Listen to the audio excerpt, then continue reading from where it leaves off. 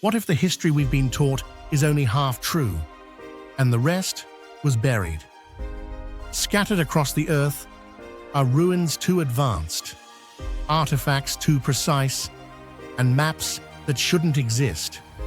These aren't legends or myths, but real discoveries that science still can't explain.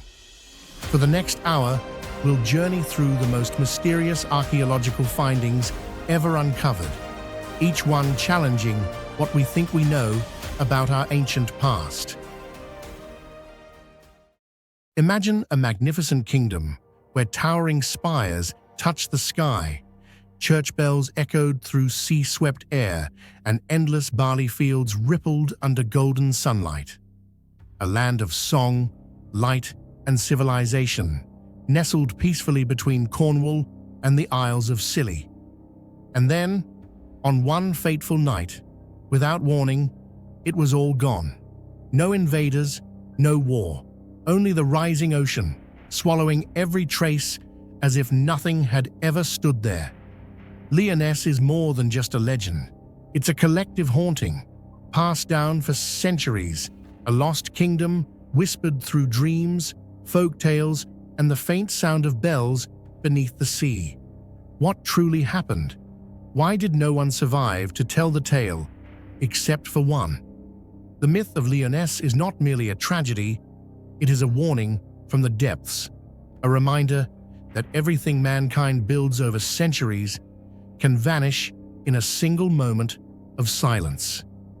In the deepest and most haunting part of the Lyonesse legend, the tale is not one of collapse through war, plague, or the slow erosion of time, but of a sudden and absolute natural catastrophe that wiped out the entire kingdom in a single moment. According to tradition, on a calm, starry night, when everything was as peaceful as any other, the sea suddenly receded and then rose into a towering wall of water as tall as a mountain, sweeping away everything in its path: the plains, villages, churches, and royal palaces. No one had time to escape.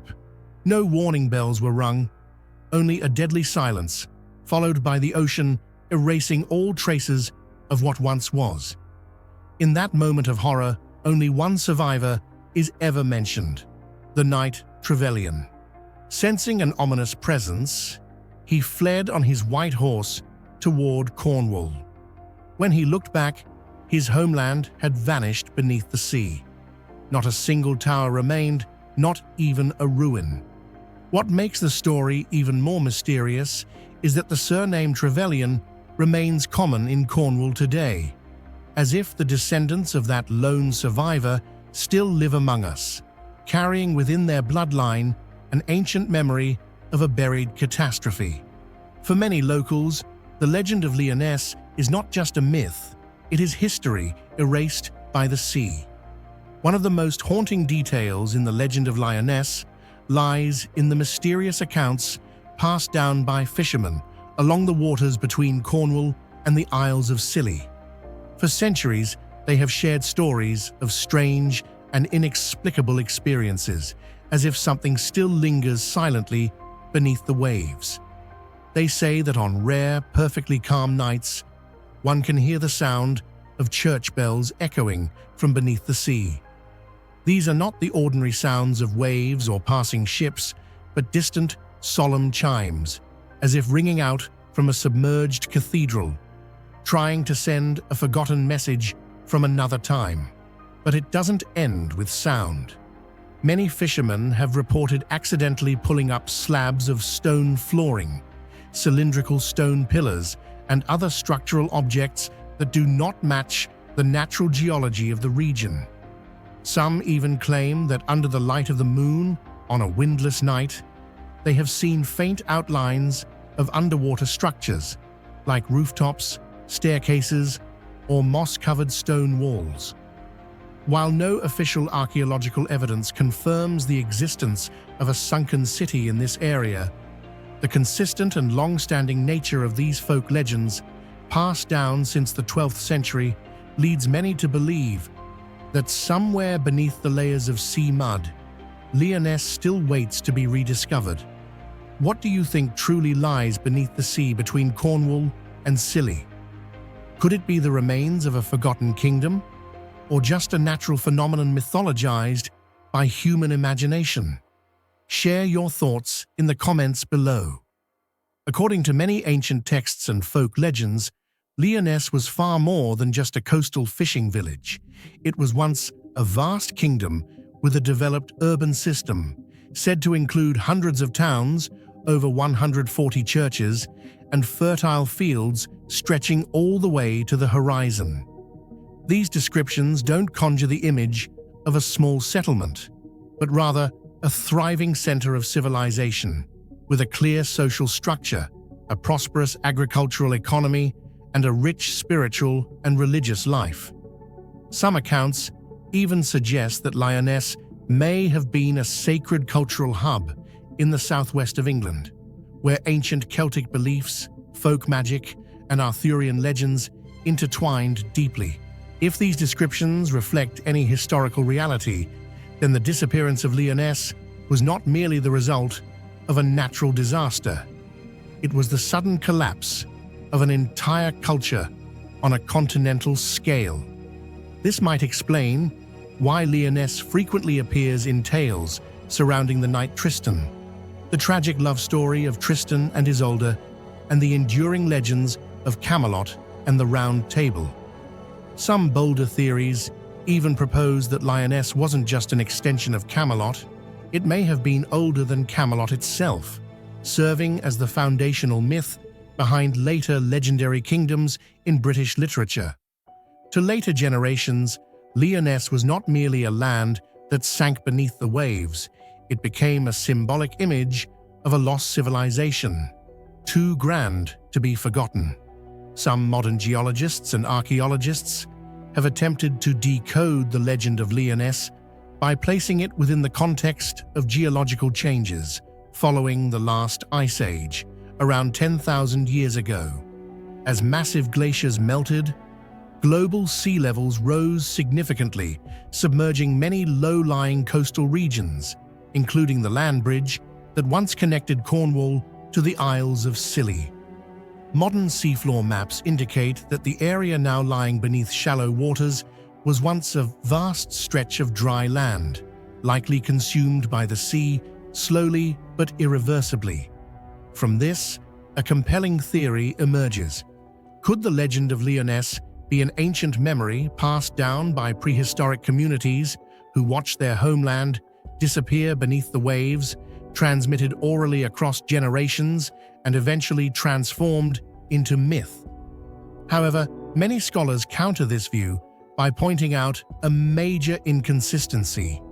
If the flooding occurred in prehistoric times, then medieval details like churches, bell towers, and castles could not have existed, since human construction in Europe at that time was still extremely primitive. So how do we explain the presence of such clearly medieval imagery in the Lyonesse legend? The answer may lie in the layering of two different historical timelines: a real ancient memory from the distant past, later overlain with a romanticized, symbolic interpretation.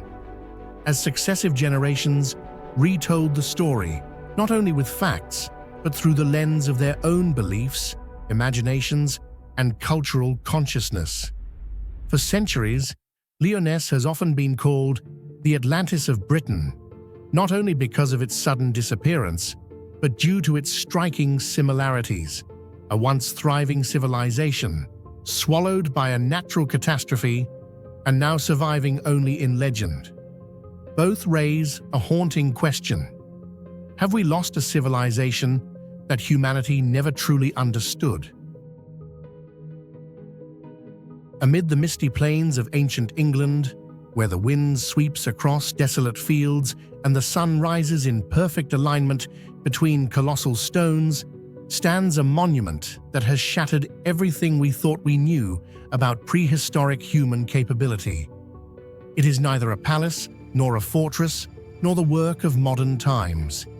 It is Stonehenge, a mysterious stone circle, built more than 4,500 years ago, with multi-ton blocks arranged with astonishing precision. No one knows for sure who built it, for what purpose, or how. But one thing is clear: Stonehenge could not have been the product of random chance. It is a silent declaration of a lost knowledge system, a challenge directed at the finest scientific minds. Do we truly understand our ancestors? And of all the mysteries surrounding this site, the one that continues to astound researchers the most is not its religious, astronomical, or ceremonial connections, but rather its mind-bending engineering. How did ancient people, without iron, without wheels, without machines, create a structure so massive yet so precise? One of the most extraordinary and perplexing aspects of Stonehenge lies in the sheer scale and immense weight of the stones used in its construction. Archaeologists categorize them into two main types: sarsen stones, which are massive sandstone blocks weighing between 25 and over 50 tons, and blue stones, dense, dark-colored rocks identified as originating from the Preseli Hills in Wales, more than 250 kilometers away from the site. This raises a fundamental question. How could people of the Neolithic era, without iron tools, without wheels, without machines, transport dozens of these colossal stones across hilly terrain, rivers and valleys, and then erect them with such precision on the Salisbury Plain? Existing theories include sliding the stones over wooden logs, floating them down rivers on rafts, or using hundreds of people pulling ropes through primitive pulley systems. Yet to this day, no simulation has been able to fully replicate the entire journey of these stones, especially the leg from Wales to the site.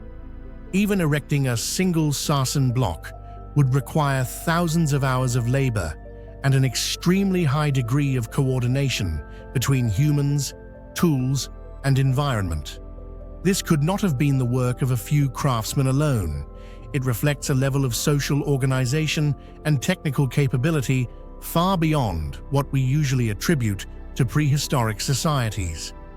Such complexity has led to bolder theories that Stonehenge might be a remnant of a lost ancient technology, or the product of a non-written knowledge system that modern humanity has yet to rediscover. The fact that this monument has withstood thousands of years, through storms, wars, and time itself, almost intact, continues to provoke wonder. Could it be that our ancestors knew things we have yet to understand today? Stonehenge is not just an archaeological riddle. It is a living testament, challenging everything the modern world believes it knows about its own past. How do you think ancient people managed to transport and erect these multi-ton stones without modern machinery?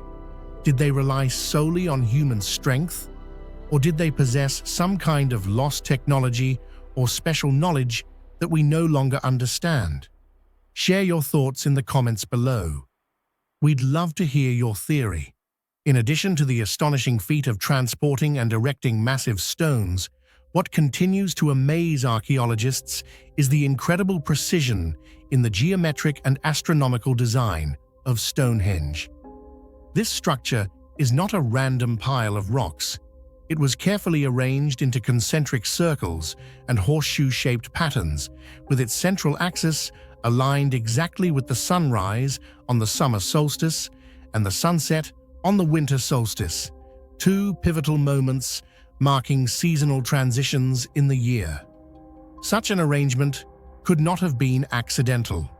It suggests that the builders of Stonehenge were not merely laborers or farmers, but highly skilled astronomical observers capable of tracking the cyclical movements of the sun, moon, and other celestial events over long periods of time. In an era with no writing, no maps, and no telescopes to understand and preserve these cosmic patterns across generations was an achievement far beyond expectation. Based on this evidence, Many researchers believe that Stonehenge may have functioned as an ancient solar calendar or as a timekeeping device using shadows and sunlight, helping to determine the seasons, guide agricultural cycles, and organize religious ceremonies. The ability to design and construct such a precise cosmic tracking system in a society without modern measuring instruments is a truly astonishing testament to the scientific thinking of prehistoric humanity. What do you think about the possibility that ancient people tracked the movement of the sun and the cosmos to build Stonehenge with such precision? Could they have understood astronomy more deeply than we assume, or even possessed observational tools that history has yet to record? Share your thoughts below. Every perspective might open a new way of understanding. Building Stonehenge was far beyond the abilities of a small local tribe. It required a large, well-organized community with knowledge of engineering, astronomy, logistics, and food distribution. Excavations show that people migrated from various regions to participate in the construction, bringing livestock, food, and personal belongings.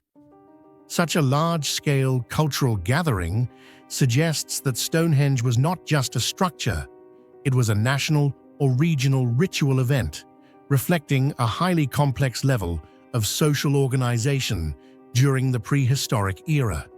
When comparing Stonehenge to other ancient wonders like the Egyptian pyramids or the Mesopotamian ziggurats, many people forget that Britain at that time was a prehistoric society with no writing, no metal tools, and no centralized state. And yet, in the middle of a seemingly wild and primitive landscape, these so-called simple people managed to construct a monumental structure on a scale and with a precision that challenges both time and modern intellect. One scholar once remarked, half ironically but profoundly, if Stonehenge had been built in the Middle East or Egypt, it would have been considered the heart of an empire. But because it lies in the remote West, we've underestimated its true significance. Because of this, some theories have moved beyond conventional archaeology, suggesting that Stonehenge may be a remnant of a lost ancient civilization, one that thrived long before recorded history began. A culture never chronicled in any written text, but one that left behind a monument so extraordinary it still compels modern humanity to look up in awe and wonder. Today, Stonehenge is not just a tourist destination, it's a pilgrimage site for millions each year, from scientists and spiritual seekers to lovers of ancient mysteries. Each visitor comes with questions and leaves with awe. Despite centuries of research, the true purpose of Stonehenge remains elusive. Was it an ancient observatory, a gateway between worlds, a sacred ritual site of a forgotten society, or a marker of some celestial or spiritual epicenter on Earth? Stonehenge continues to stand as a silent sentinel, challenging us to remember, to question, and to wonder. Share your thoughts in the comments below. We'd love to hear your theory. December 5th, 1945. Under the clear skies of Florida, 5 training aircraft took off as usual from Naval Air Station Fort Lauderdale. No warnings, no distress calls. But just a few hours later, the entire squadron and its crew vanished without a trace, as if they had simply dissolved into thin air. No one could have predicted that this seemingly routine training flight would become the greatest aviation mystery in U.S. military history, and the origin of the most terrifying legend of the Bermuda Sea. No Mayday signal, no debris washed ashore. And even more chilling, the rescue team sent to find them also disappeared in the same way. From that moment on, the name Flight 19 ceased to be just a military designation. It became a symbol of nameless fear between sky and sea, where the laws of physics we rely on suddenly seem to break. And it raises the question that continues to haunt the world to this day. What really happened in that deadly triangle? Flight 19 was not a combat mission, but simply a routine training flight following a standard route. 5 TBM Avenger torpedo bombers, some of the most modern and reliable aircraft in the US Navy at the time, carried 14 pilots and trainees as they departed from Fort Lauderdale in the early afternoon. Their planned flight path was a triangular route stretching about 500 kilometers, heading east over the Bahamas, turning north, and looping back to base. Leading the squadron was Lieutenant Charles C. Taylor, a veteran with extensive combat experience from World War II. However, he was unfamiliar with the geography of the Florida coastline. Still, with navigational instruments at their disposal, the mission was considered safe and straightforward. But just about an hour into the flight, the first signs of trouble began to appear. Lieutenant Taylor's voice over the radio grew confused and anxious. His compass had stopped working, and he was no longer certain of their location. All visual navigation efforts proved futile, as he stated that even the scenery below, the ocean itself, didn't look as it should. His later words, captured over the radio, sounded like a farewell echoing through the sky. "We can't determine direction. Everything is wrong. Even the ocean doesn't look like it usually does." Control towers tried to establish contact and guide the squadron back, but it seemed as if the entire team had wandered into an invisible maze between the sky and the sea. Their signals grew weaker, more fragmented, and finally cut out entirely at around 7 p.m. From that moment on, Flight 19 vanished without a trace, as if all 5 planes and 14 men had been swallowed by something far beyond human understanding. Immediately after Flight 19 lost contact and ceased all responses, the US Navy launched an emergency search operation. A PBM Mariner seaplane, an aircraft specifically designed for maritime patrol and rescue missions, was dispatched with 13 crew members on board. But in a shocking twist, the rescue plane also vanished just minutes after takeoff. There were no distress signals, no location updates, no final messages. Everything happened in complete silence. A nearby merchant ship reported seeing a ball of fire exploding in the sky, possibly the PBM Mariner, detonating in mid-air, but nothing was ever conclusively verified. In less than 3 hours, 27 people had completely vanished from the world, leaving behind no trace.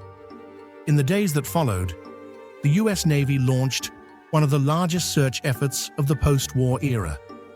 Dozens of warships, reconnaissance planes, and hundreds of personnel combed the area from the Florida coastline to the eastern Bahamas.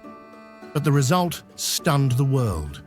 Not a single piece of wreckage, not a single body, not one clue was ever found. Flight 19 and the rescue aircraft seemed as if they had never existed at all. What do you think really happened to both Flight 19 and the rescue team? Was it human error, a mysterious natural phenomenon, or something far beyond our understanding? Share your theory in the comments. The disappearance of Flight 19 not only baffled the US military, but also immediately sent shockwaves through the public and the media.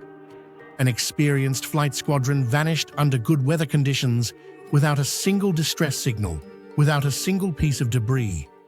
This went far beyond the scope of any ordinary aviation accident. Under pressure from the public and the victims' families, the US Navy launched a large-scale investigation, compiling full weather data, flight logs, and testimonies from the last radio contacts. However, the final conclusion only deepened the mystery. The cause was officially recorded as unknown, Several theories were proposed, such as navigational errors, instrument failure, sudden weather shifts, or spatial disorientation, but none were backed by concrete evidence. And from that, the classic question emerged. How could an entire squadron and its rescue team vanish completely at the same time, leaving no trace, especially in waters not far from the coast? It was from this very mystery that the name Bermuda Triangle began to spread. The area between Florida, Bermuda, and Puerto Rico gradually became associated with unexplained phenomena: magnetic anomalies, time distortions, disappearing instruments, even portals to other dimensions. Flight 19 became the very first symbol of a maritime legend that modern science has yet to unravel. More than 70 years have passed since the disappearance of Flight 19, yet this mystery remains unsolved. Numerous theories have been proposed, but none have been able to fully explain all the strange details that occurred at the same time. The most common theory is navigational error by Lieutenant Taylor. Some historians believe that Taylor, unfamiliar with Florida's geography, confused the Florida Keys with the Bahamas in foggy conditions, causing the squadron to veer off course into the Atlantic. But this fails to explain why all the other trainee pilots, who were simply following Taylor, also became disoriented, and more importantly, why the rescue plane disappeared in a similarly mysterious fashion just hours later. Some researchers lean toward natural explanations, suggesting that unusual magnetic anomalies in the Bermuda Triangle might interfere with compasses and navigation equipment. However, to date, there is no scientific evidence confirming that this region is any more dangerous than other parts of the ocean. The theory of sudden weather changes has also been raised, yet meteorological data from that day shows clear skies with no signs of storms or high winds. Finally, the most controversial yet widely discussed idea in popular culture is intervention by UFOs or a different dimension, an unprovable hypothesis, but one that strangely makes sense when considered alongside Lieutenant Taylor's final chilling words. Even the ocean doesn't look like it usually does. The disappearance of Flight 19 didn't just bring sorrow to the families of 27 servicemen, it also marked a new chapter in modern mystery lore. It became the centerpiece of films, books, and investigative documentaries, and helped elevate the Bermuda Triangle into a global symbol of the unexplained. Flight 19 wasn't merely an accident. It became a symbol of humanity's enduring question. Are there laws of the universe that we still don't understand? And if so, perhaps the sea between Florida, Bermuda, and Puerto Rico is where those hidden laws reveal themselves, clearly and terrifyingly. On a sweltering morning in July 1518, in the quiet city of Strasbourg, no one could have imagined that one of the strangest nightmares in human history was about to begin. And it started with nothing more than a dance. A woman named Frau Trophäa suddenly stepped into the street, her eyes vacant, her body moving without pause, as if controlled by some unseen force. There was no music, no drums, no invitation, but her feet wouldn't stop. Hours passed, then days. She kept dancing, drenched in sweat, body worn out, yet utterly unable to stop. People gathered in fear to watch, but instead of fleeing, they began to dance too. One person, then 5, then 10, then hundreds, swept into a collective trance, spinning and staggering as if life itself clung to each step, each trembling motion under the burning sun. And from that moment on, death began to spread, through dances that never ended. Within just a week after the first woman, Frau Trophäa, began her uncontrollable dance, dozens of others joined in, as if pulled into a collective trance. and only a few weeks later, the number of participants had surpassed 100, with some accounts reporting up to 400 people dancing simultaneously in the streets of Strasbourg. What was striking was that they showed no signs of joy, no communication, no emotional expression. With blank faces and vacant eyes, they simply kept dancing, heedless of the scorching summer sun, their bodies soaked in sweat, and their feet bleeding from endless friction against the cobblestone streets. As time went on, the situation became increasingly tragic.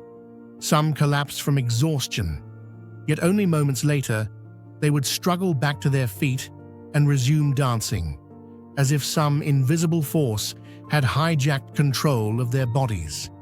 There were even cases of people dying mid-dance, with reported causes such as stroke, heart attack, or complete physical collapse.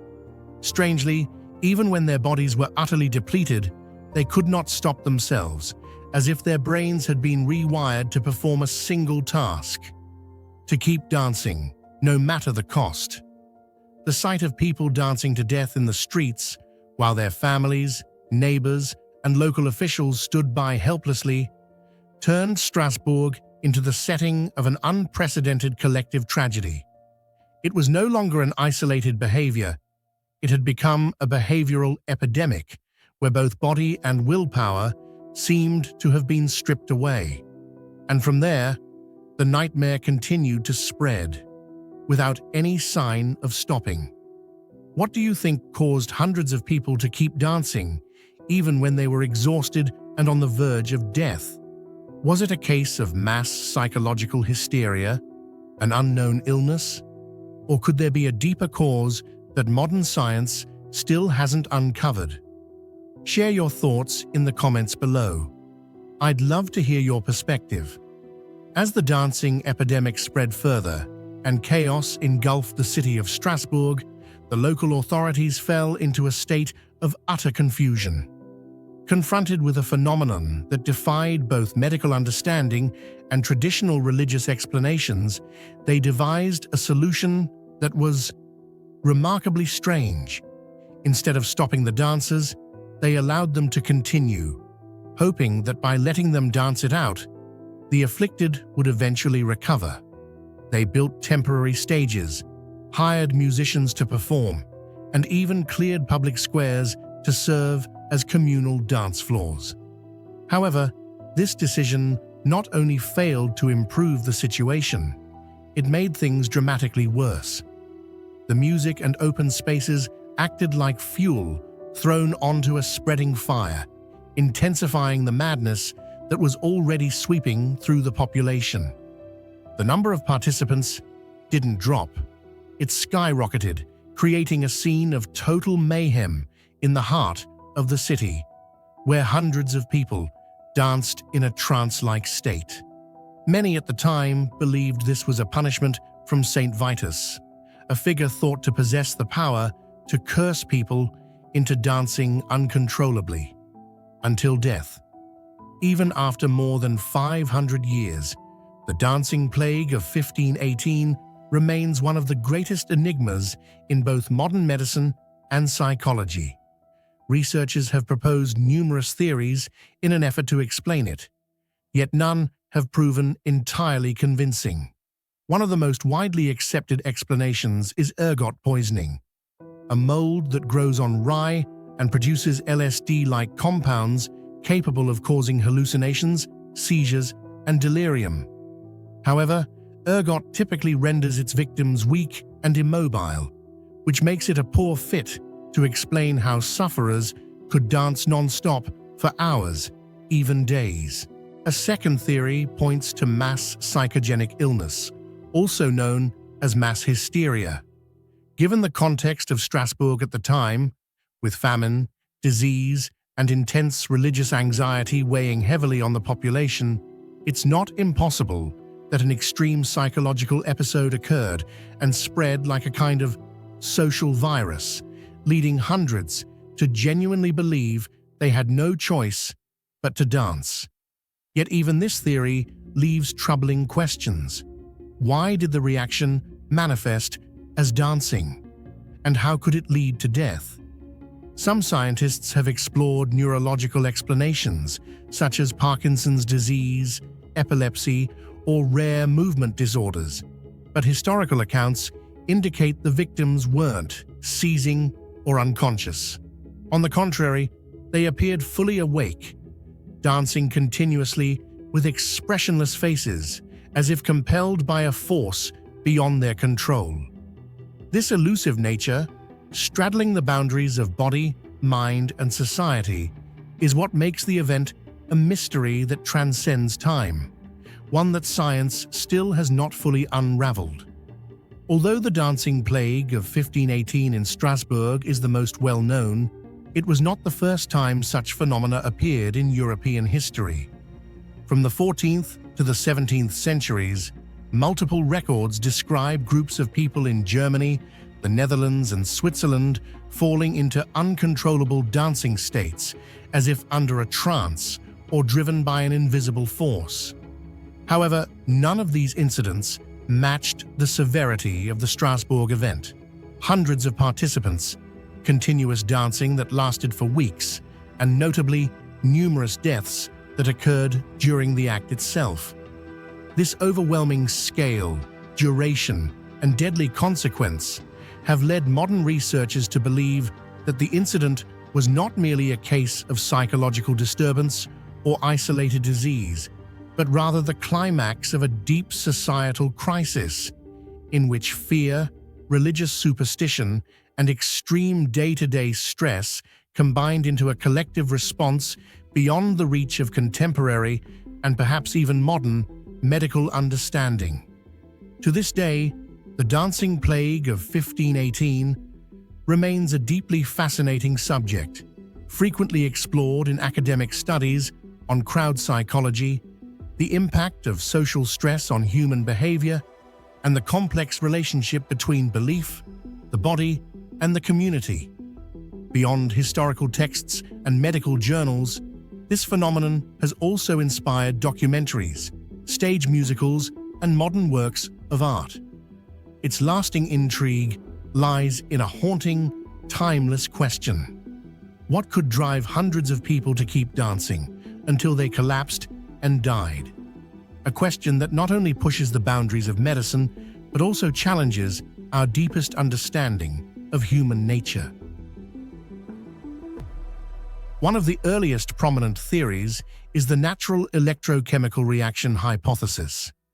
According to this idea, the geological composition of the Hesse-Darling Valley contains high concentrations of metals like iron, zinc, and sulfur, elements capable of producing electrochemical reactions when interacting with groundwater or changes in subsurface pressure.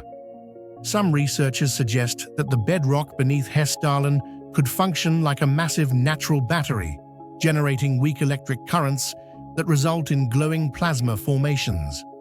A second theory focuses on the concept of cold plasma. This is a form of ionized matter that exists at low temperatures and may form when methane or organic gases rise from moist soil or marshes, then interact with the unusual magnetic field present in the Hesse-Darling region. The interaction could create glowing orbs that last from a few seconds to several minutes, hovering in mid-air without any obvious lifting force.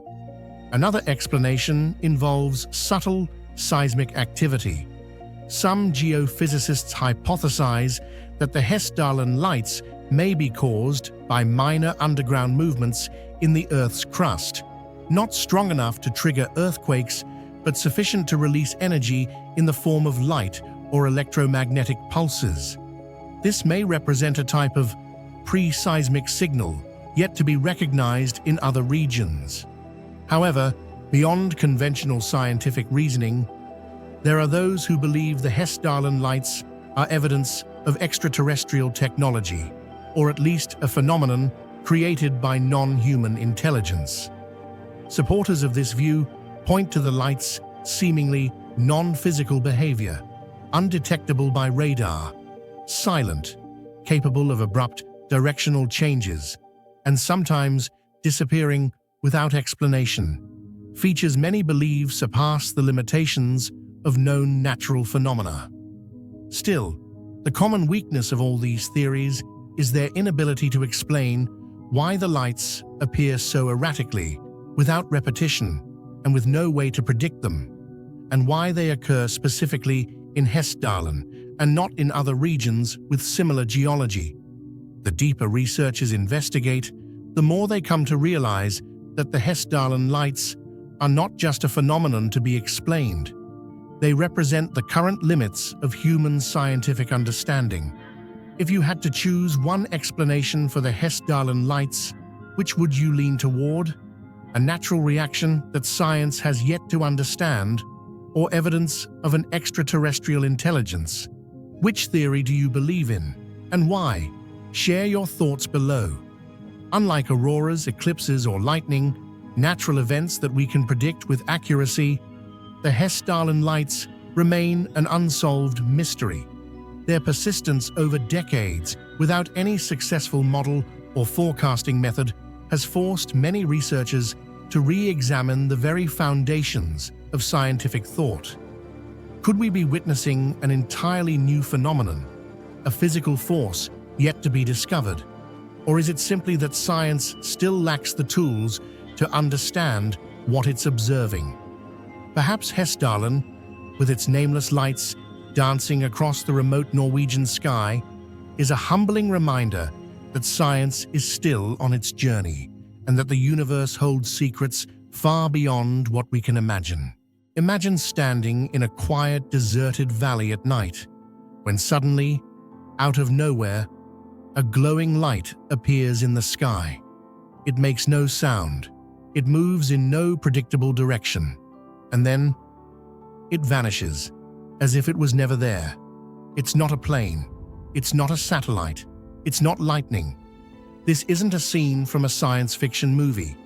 It's a real phenomenon that has been recorded for over 40 years in Norway's Hessdalen Valley.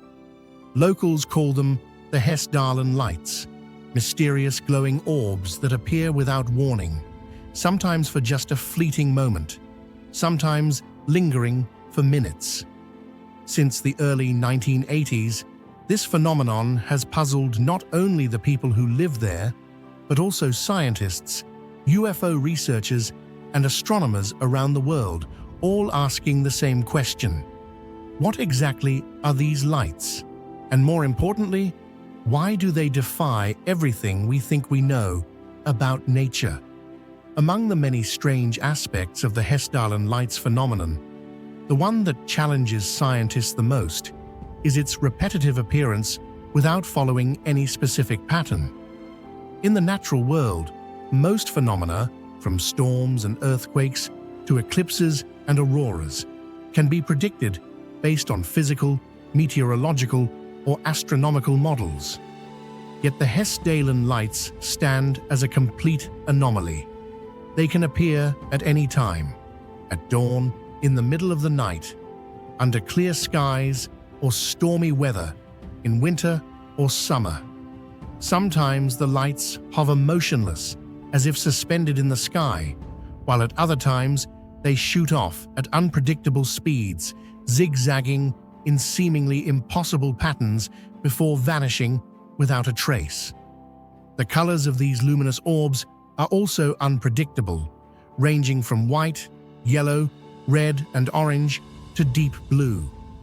In some cases, the lights are so bright they can illuminate large areas of the valley, and yet no one can predict when they will appear again. At times, they are seen night after night for several weeks, only to suddenly vanish for months.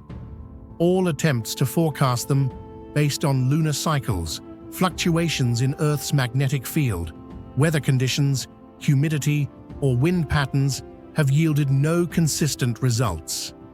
As a result, many researchers have begun referring to Hessdalen as a zone beyond the laws, a place where the seemingly universal rules of physics are inexplicably suspended. This is not just a mystery of nature, but a direct challenge to the foundations of modern scientific thought. What do you think? about a natural phenomenon that can't be predicted and doesn't follow any known laws of physics? Is it simply the limit of today's science? Or could it be a sign of something far beyond human understanding? Share your thoughts in the comments below. Between 1981 and 1984, the Hessdalen lights appeared with such astonishing frequency that they could no longer be ignored.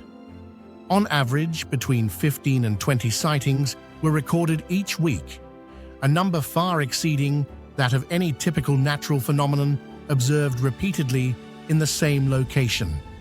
This caught the attention not only of Norwegian media, but also of the international scientific community. In response to the growing mystery, a dedicated research initiative called Project Hessdalen was officially launched in 1983. The project deployed a wide array of advanced equipment throughout the valley, including infrared cameras, magnetic field sensors, radar units, long-exposure video recorders, and electromagnetic signal detectors, all operating around the clock. The data collected quickly astonished researchers. Hundreds of photographs, video clips, and signal recordings revealed extremely unusual characteristics. The lights did not reflect radar, suggesting they were not solid objects like aircraft. They emitted no sound whatsoever, even when moving at high speeds. They could split into smaller orbs and then merge back into a single mass. And in some cases, they emitted low-frequency electromagnetic waves, hinting at the possibility that this could be a previously unknown form of natural plasma. Despite the wealth of visual evidence and scientific measurements, the origin and operating mechanism behind the Hessdalen lights remain a complete mystery to this day. Given the strange and unpredictable nature of the Hessdalen lights, many scientists have attempted to propose theories to explain the phenomenon. However, while each theory may offer a reasonable explanation for certain aspects, none has successfully accounted for the full complexity of the phenomenon, especially its irregular, patternless recurrence.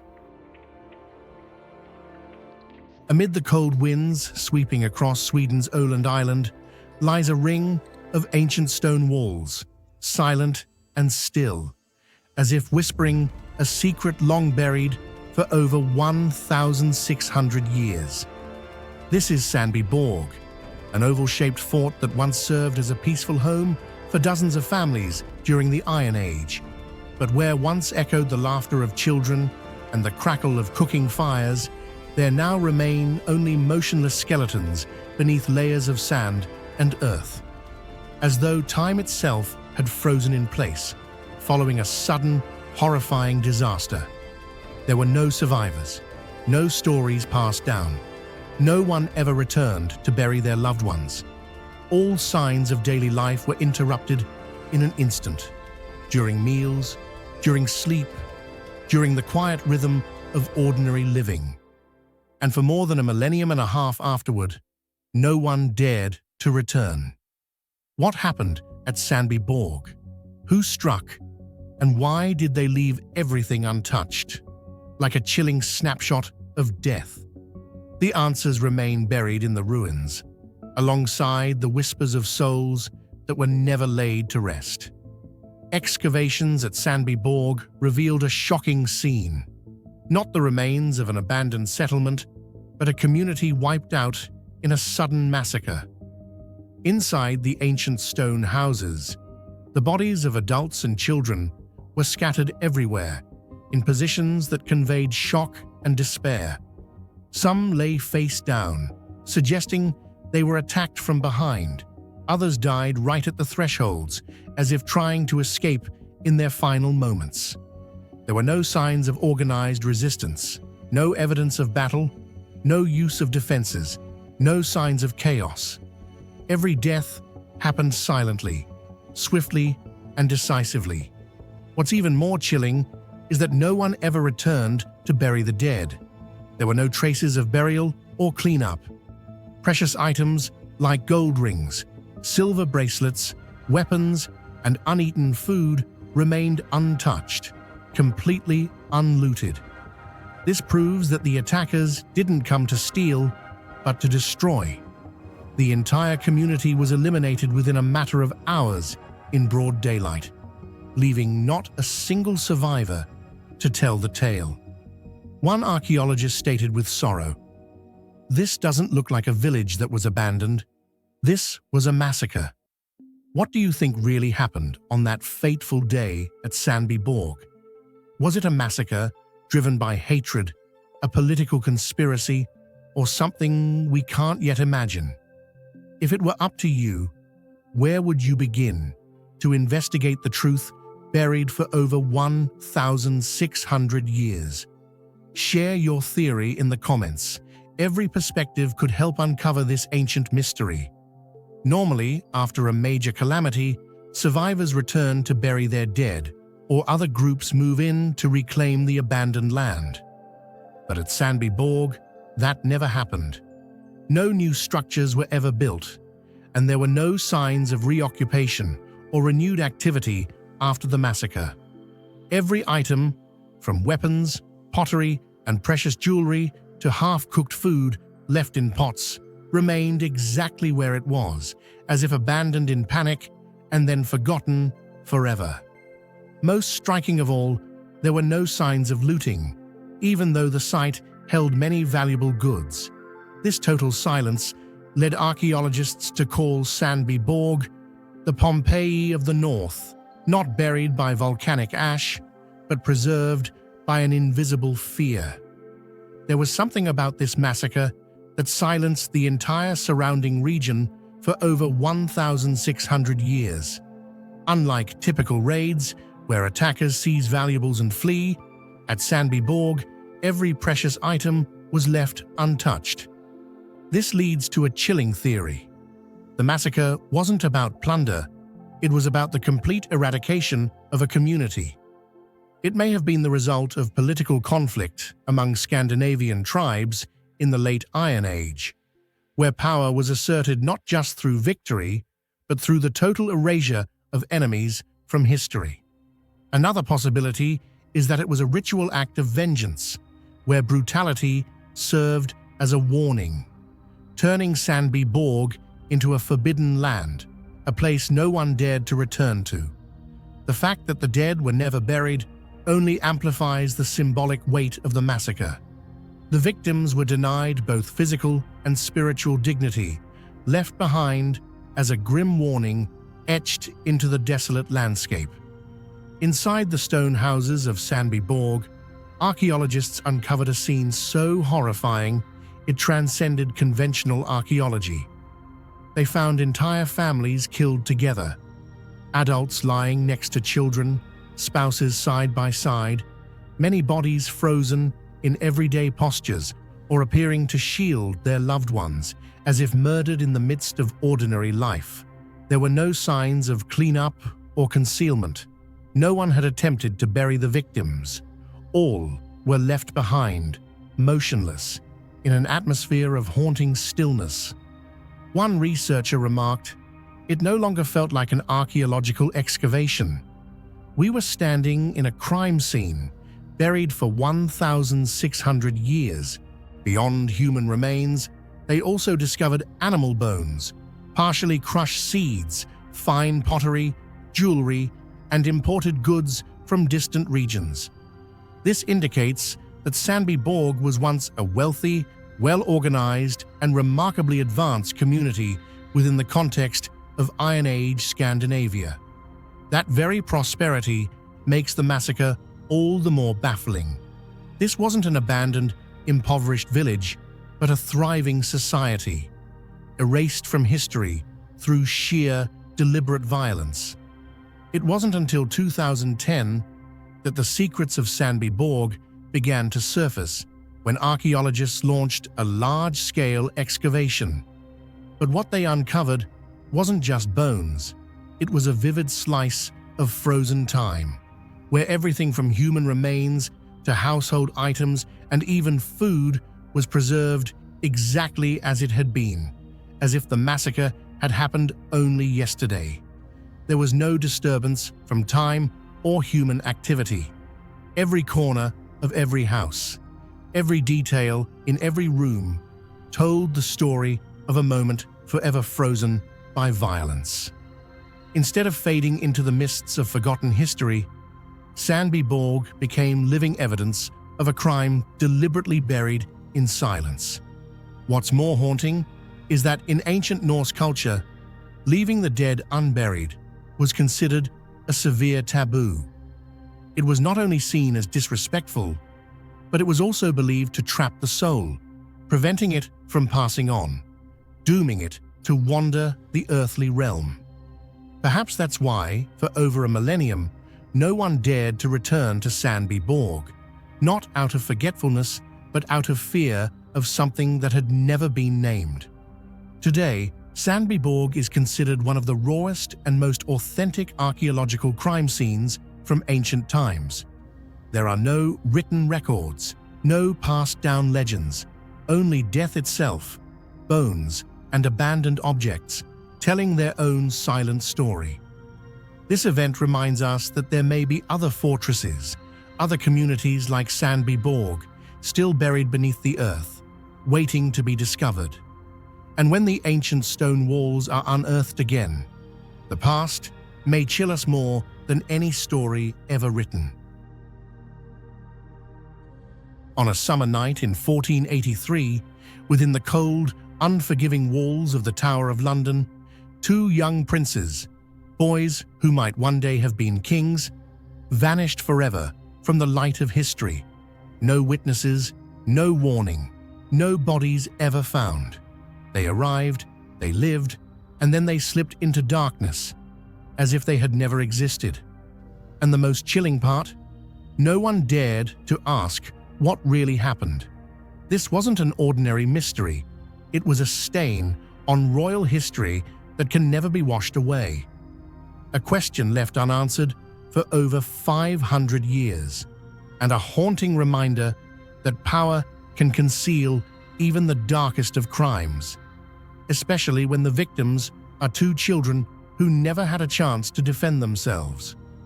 The story of the princes in the tower is not merely an unsolved enigma. It is a tragedy of silence, betrayal, and the terrible cost of the crown. And to this day, history still lacks the courage to answer the question, where did they go? The two princes, Edward and Richard, were sons of King Edward IV and Queen Elizabeth Woodville, members of the powerful House of York. Edward, the elder, was born in 1470 and raised with all the expectations of a future monarch. But in April 1483, when Edward was just 12 years old, his father suddenly died, thrusting the boy into the position of heir to the throne, becoming King Edward V in name. Though still very young, Edward was recognized by the court as the next king, and preparations for his coronation were already underway. His younger brother, Richard of Shrewsbury, only 9 years old, also carried legitimate royal blood. Yet it was precisely their youth and lack of real power that made both boys easy targets, pawns in the ruthless power struggle unfolding behind the throne. However, everything changed abruptly when the regency fell into the hands of their uncle, Richard, Duke of Gloucester. Under the pretext of protecting his nephew, Richard had Edward V taken to the Tower of London in preparation for his coronation. Soon after, the younger brother, Richard of Shrewsbury, was also sent to the Tower for safety. But that was the last time the public saw them. From that moment on, the two children vanished from history, without farewell, without explanation. If you had witnessed the moment the two princes were taken into the Tower of London, would you have suspected anything? Was it truly an act of protecting the throne, or the first move in a carefully planned conspiracy? Share your thoughts in the comments below. What makes this event so chilling and haunting is not merely that two heirs to the throne disappeared, but how they disappeared, as completely innocent children, and with no one daring to speak a word. Edward V, the youngest king of England, who was never crowned, lost everything: the throne, his freedom, and most likely his life, at just 13 years old. His younger brother, Richard of Shrewsbury, was only 9.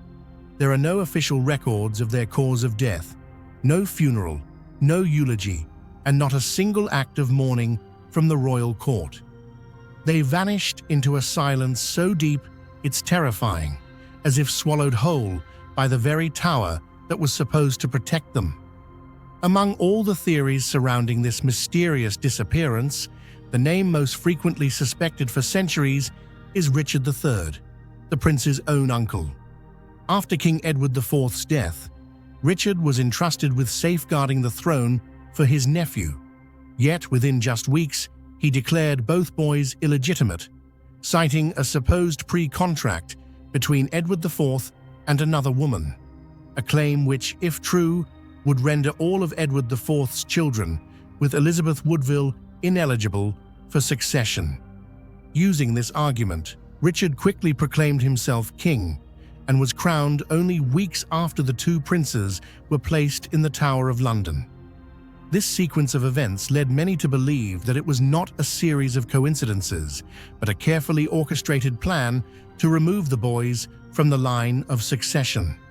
While there is no direct evidence proving Richard ordered the deaths of his nephews, his suspiciously swift rise to power and the clear benefits he gained from their disappearance have made him the prime suspect in the eyes of historians to this day. Although Richard III is often seen as the prime suspect, many modern historians have raised compelling counter-arguments. First, there is no direct evidence proving he ordered the murder of the two princes. Some theories suggest that Richard may have kept the boys in the Tower of London merely to ensure security and prevent political unrest during a delicate power transition. But if not him, then who? One significant line of suspicion points to the faction of Henry Tudor, who later became King Henry VII, representing the rival House of Lancaster. Eliminating the York princes would have removed the greatest obstacle to Henry's claim to the throne. After defeating Richard III, Henry swiftly married Elizabeth of York, the prince's sister, to legitimize his rule and unite the two houses. However, what raises suspicion is the fact that he never investigated or publicly acknowledged the fate of the two missing boys, fueling the theory that his silence may have been intentional, to hide his own involvement or that of his allies. A major turning point occurred in 1674, when workers dismantling a staircase in the Tower of London discovered two small skeletons buried deep beneath the stone floor. Their size and location led many to believe they were the remains of Edward and Richard, the two princes who never left that fateful tower. The bones were later ceremoniously reburied in Westminster Abbey under the title Princes in the Tower, where they still rest to this day. However, despite ongoing interest from historians and modern scientists, the true identity of the skeletons has never been confirmed through DNA analysis. Repeated calls for testing have been denied by the British royal family, citing respect for the sanctity of the burial site. This silence has only fueled suspicion, are secrets from the past being deliberately concealed? And if the truth were revealed, could it shake the sacred symbols of royal history? If modern technology could confirm the identity of those two skeletons, do you think the royal family should allow DNA testing? Would uncovering the truth help clarify history? Or would it unleash unpredictable political and symbolic consequences? Share your thoughts below. This event was not just a disappearance. It became a symbol of power gained at any cost. Two children, born to be kings, were quietly erased from history because they posed a threat. No resistance emerged from the court, No one dared to question what had happened. The royal family, the church, the army, and the people all chose silence, as if everyone understood what had occurred, but no one was willing to speak it aloud. More than 5 centuries have passed, yet the disappearance of Edward V and Richard of Shrewsbury remains one of the greatest mysteries in British royal history. It has inspired hundreds of books, plays, and documentaries, from Shakespeare's Richard III to modern films, all trying to piece together the fate of the forgotten princes. Each new generation presents new theories, but the central question remains: where did the princes go? Were they truly murdered? And if so, who did it? Perhaps the most chilling part is not that they were murdered, but that they were forgotten by those who were supposed to protect them. 2 children, never crowned, never released from the Tower of London, and perhaps never even allowed to live as who they truly were meant to be.